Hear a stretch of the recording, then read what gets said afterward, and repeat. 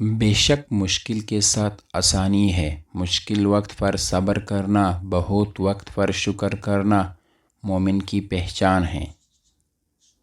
جو ظلم کے ذریعے عزت چاہتا ہے، اللہ اسے انصاف کے ذریعے ذلیل کرتا ہے۔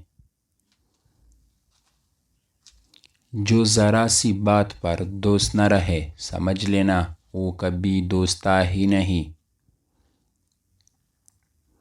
اپنی زبان کو یوں محفوظ رکھو جس طرح سونا اور چاندی کو محفوظ رکھتے ہو۔ ہزاروں لوگوں میں سے ایک کو عزیز رکھو جو تمہاری غیر موجودگی میں بھی تمہاری عزت پر کوئی داغ برداشت نہ کرے۔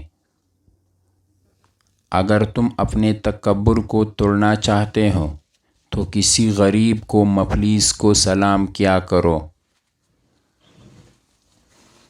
پریشان مت ہوا کرو، ٹھکر انہیں ہی لگتا ہے جنہیں اللہ تعالیٰ تمنا چاہتا ہو۔ حق بات کی پہلی نشانی ہے کہ اس کی ہمیشہ مخالفت ہوتی ہے، جس کی کوئی مخالفت نہیں وہ حق بات نہیں۔ تم جو گالی غصے یا مذاق میں دیتے ہو وہ تمہاری قبر کے لیے ایک بچھو بن جاتا ہے۔